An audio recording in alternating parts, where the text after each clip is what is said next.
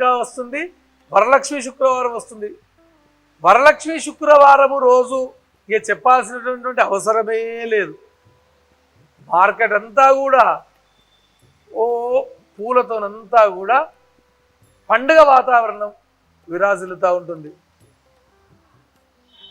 ప్రతి వీధులు, ఏ వీధిలోకి వెళ్ళు ఏదో హడావుడి హడావుడి హడావుడి జరుగుతూ ఉంటుంది. వరలక్ష్మి శుక్రవారం రోజు అమ్మవారు మనల్ని అనుగ్రహించాలి కదా. నువ్వు ఏ పని చేసినా నిజంగా డబ్బులైతే తప్పకుండా రావాలి, దానికి అమ్మవారి అనుగ్రహం కలిగి తీరాలి. మనం శంకరుని ఉపాసన చేస్తూ ఉన్నాము, లక్ష్మీదేవి యొక్క ఉపాసన కూడా చేస్తున్నాము. వరలక్ష్మి శుక్రవారం రోజు అందరూ చేస్తున్నారు కదా. వరలక్ష్మి శుక్రవారం రోజు కొత్తగా నేను చెప్పేది ఏముంది, ఏమీ లేదు కదా. అయితే సముద్రవసనే లక్ష్మి, తర్వాత సముద్ర రాజతనయాయై నమో నమః అని మనం అంటూ ఉంటాం కదా.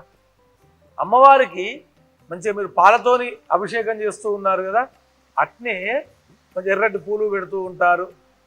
ముత్యాలతో అమ్మవారిని అర్చన చేయండి. మంచి ప్రకృతి అయిన మహా, వికృతి అయిన మహా, విద్యా అయిన మహా అని మీరు అమ్మవారి యొక్క అష్టోత్తరం చేస్తూ ఉంటారు కదా. అప్పుడు మీరు ముత్యాలతో అర్చన చేసేటువంటి ప్రయత్నం చేయండి. మాకు బాగా శక్తి లేదు, ఒక 3 ముత్యాలు వేయండి సరిపోతుంది, ఏముంది దానిలో. ముత్యాలతో అమ్మవారిని అర్చన చేసినట్టయితే మనకు విశేషమైనటువంటి అమ్మవారి యొక్క అనుగ్రహం కలుగుతుంది, ఐశ్వర్యము సిద్ధించుతుంది. చక్కటి పాయసం నైవేద్యం పెడితే మంచి ముత్యాలతో అర్చన చేసి అమ్మవారికి, తర్వాత సువాసినులను మనం వాళ్ళకు వాయనాలు ఇస్తుంది, సువాసిని యొక్క ఆశీస్సులు పొందుతుంది. ఈ వరలక్ష్మి శుక్రవారం రోజే మనం లక్ష్మీ కటాక్ష నిమిత్తమై వ్రతాన్ని ఆచరణ చేయాలని ఏమీ లేదు. ఈ 4 వారాలు చేయండి, దానిలో వచ్చే దోషం ఏముంది. ఇంత లక్ష్మీదేవి ప్రతిమను పెట్టుకొని అమ్మవారికి ఇంత శ్రీ సూక్తంతో పాలతోటి అభిషేకం చేసుకొని అమ్మవారిని మంచి అలంకారం చేసి, ఇంత మన దగ్గర ఉన్నటువంటి ఎర్రటి పూలు కావచ్చు, పసుపు కుంకుమ కావచ్చు, ముత్యాలు కావచ్చు, గవ్వలు కావచ్చు, మారేడు పత్రి కావచ్చు. మారేడు పత్రి దగ్గరనే అమ్మవారు ఉంటుంది. లక్ష్మీ కటాక్షం కావాలంటే ఏం కావాలి, మారేడు పత్రితో అర్చన చేస్తే సరిపోతుంది, ముత్యాలతో అర్చన చేస్తే సరిపోతుంది. మనం తప్పకుండా లక్ష్మీ కటాక్షం కలిగి తీరుతుంది. కాబట్టి అమ్మవారందరూ ముత్యాలతో అర్చన చేయండి, తప్పకుండా అమ్మవారి యొక్క అనుగ్రహం కలుగుతుంది, దానిలో సందేహం లేదు. ఈ 4 వారాలు చేయండి. తర్వాత మనకు రాఖీ పండుగ వస్తుంది.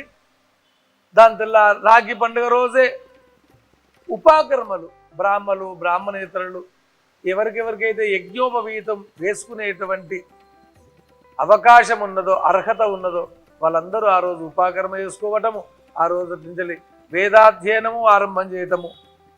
దాని తర్వాత మనకు సంకష్టహర చతుర్థి వస్తుంది. శ్రావణ మాసంలో ఎవరైతే సంకష్టహర చతుర్థి ఉపవాసము గణేశునికి ఉండాలి అని చెప్పేసి అనుకుంటారో, మనకున్నటువంటి ఉపాసనలో అత్యంత ప్రభావవంతమైనటువంటి ఉపాసన సంకష్టహర చతుర్థి వ్రతాన్ని మనం ఉపాసన చేయడము. ఆ సంకష్టహర చతుర్థి వ్రతం ఏదైతే ఉందో దాన్ని శ్రావణ మాసంలో ఆరంభం చేయాలి.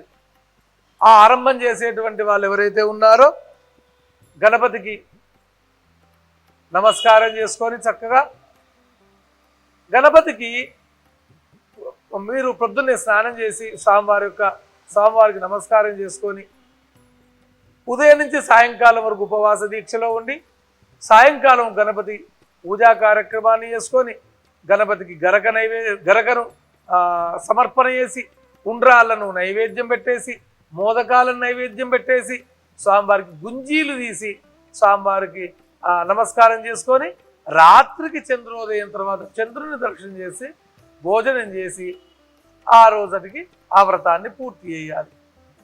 అట్లా ఎవరైతే మీరు మనకున్నటువంటి సంకటాలను హరించేటువంటి చతుర్థి సంకష్టహర చతుర్థి, నాకు సమస్యలు ఉన్నాయి నాకు తొలగాలని ఎవరైతే అనుకుంటున్నారో మీరు తప్పకుండా సంకష్టహర చతుర్థి వ్రతాన్ని ఈ శ్రావణ మాసం నుంచి వెళ్ళి ప్రతి మాసము ఉండండి. అట్లా 12 మాసాలు ఎవరైతే ఉంటారో గణపతి యొక్క అనుగ్రహం తప్పకుండా కలుగుతుంది. మీ యొక్క సమస్యలు తప్పకుండా ఈడేరుతాయి, దానిలో ఎటువంటి సందేహం లేదు. మళ్ళా శ్రావణ మాసం తప్పిన తర్వాత మళ్ళా మనం స్వామివారి యొక్క వ్రతాన్ని ఆరంభం చేయాలంటే అది మళ్ళా కార్తీక మాసమో మాఘమాసమో లేదు సంకష్టాన చతుర్థి మంగళవారం వచ్చేటట్టయినా కావాలి. కాబట్టి ఎవరైతే సమస్యలు జడివాళ్ళలో చిక్కుంటూ ఉన్నారో తప్పకుండా మీరు సంకష్టాన చతుర్థి వ్రతాన్ని ఈ శ్రావణ మాసం ఆరంభం చేయండి. తర్వాత మళ్ళా మనకు అత్యంత ప్రభావవంతమైనటువంటి ఏంటి, శనివార వ్రతాలు. ఎవరైతే శని బాధ పీడితులు ఎవరైతే ఉన్నారో అంటే వెంకటేశ్వర స్వామి యొక్క వ్రతాన్ని ఆరంభం చేయండి. 7 శనివారాల వ్రతాన్ని ఆరంభం చేయండి మీరు ఈ శ్రావణ మాసంలో. తప్పకుండా శనికి సంబంధించినటువంటి ఆగ్రహాన్ని మీరు తొలగించబడుతుంది ఈ 7 శనివారాల వ్రతాన్ని ఆచరణ చేయటం మూలకంగా. తప్పకుండా ఈ శ్రావణ మాసంలో ఆ శనివార వ్రతాన్ని ఆరంభం చేసుకోవచ్చు. వెంకటేశ్వర స్వామికి చాలా ఇష్టమైనటువంటి రోజు. అదే కాకుండా ఇప్పుడు నాగుల పంచమి వస్తుంది మనకు. ఆ పంచమి రోజు, అదే పంచమిని గరుడ పంచమి అని కూడా అంటారు.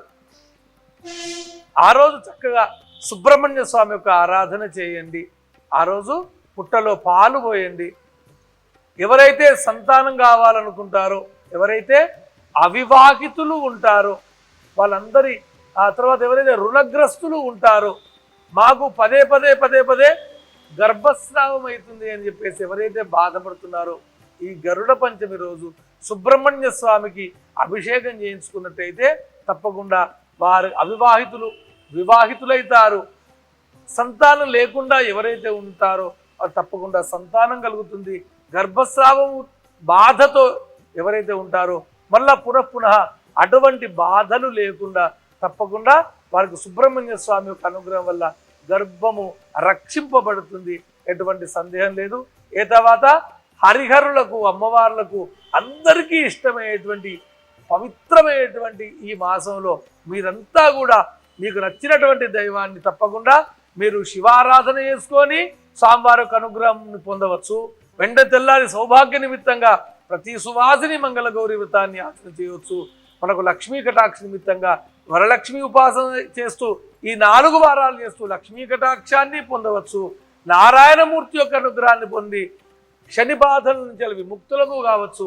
అవివాహితులు వివాహితులు, ఆ సంతాన హీనులు, రుణగ్రస్తులు గరుడ పంచమి నాగపంచమి రోజు సుబ్రహ్మణ్య స్వామి యొక్క ఆరాధన చేస్తూ దాని నుంచి మనం అనుగ్రహాన్ని పొందవచ్చు. అంటే సంతానవంతులం కావచ్చు, వివాహ నిమిత్తం వివాహాన్ని పొందవచ్చు.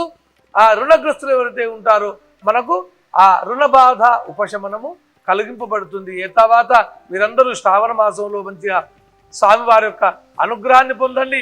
మీ దగ్గరలో ఉన్నటువంటి క్షేత్రానికి వెళ్ళండి, దేవాలయాన్ని సందర్శించండి, ఆ అభిషేకాదులు చేస్తూ ఉండండి, పారాయణాలు చేస్తూ ఉండండి, ఆంజనేయ స్వామి ఉపాసన చేస్తూ ఉండండి. మంగళవారం వెళ్ళండి, పొద్దున చక్కగా ఆంజనేయ స్వామి దర్శనం చేసుకోండి, మంగళగౌరి వ్రతాల దగ్గరికి వెళ్ళండి.